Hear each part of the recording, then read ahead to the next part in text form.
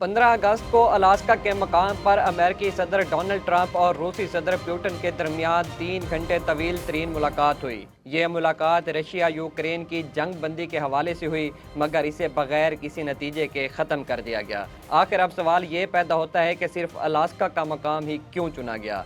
बाकी भी तो न्यूट्रल पॉइंट थे, वहाँ पर भी मुलाकात हो सकती है। अलास्का की बड़ी एक दिलचस्प तारीख है। ये 1867 में रशिया का हिस्सा था, जिसे रशिया ने $72 लाख के इवज अमेरिका को बेच दिया। अलास्का का रशिया से फासला 88 किलोमीटर है, जबकि मेनलैंड अमेरिका से इसका फासला 800 किलोमीटर है। अलास्का एक बड़ी रियासत है। इसका रकबा 17 लाख मुरब्बा किलोमीटर है, जो पाकिस्तान के 2 गुना से भी ज्यादा है। मगर अलास्का का रकबा ज्यादातर बर्फानी है, तो इसकी आबादी सिर्फ 4,40,000 आबादी पर यह मुश्तमिल है।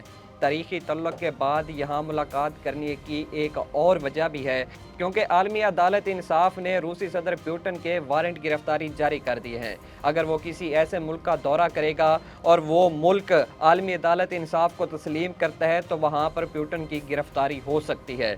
यही वजह थी कि अमेरिका जो है वो इस अदालत को तस्लीम नहीं करता। सिर्फ इसी वजह की बुनियाद पर यह मुलाकात अलास्का के मकाम पर रखी गई।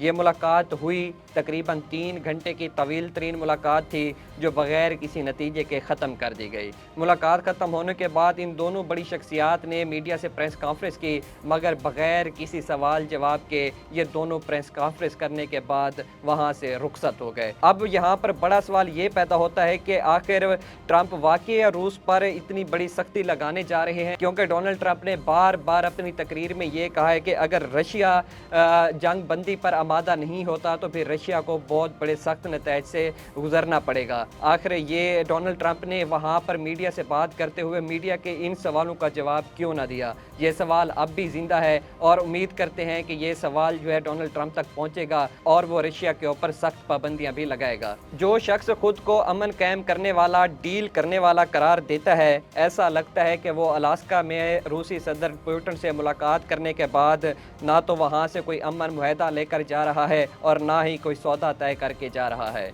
अब सवाल वही दोबारा से उठता है, क्या वाकई ही डोनाल्ड ट्रंप अब रशिया के ऊपर सख्ती करने जा रहे हैं या फिर नहीं?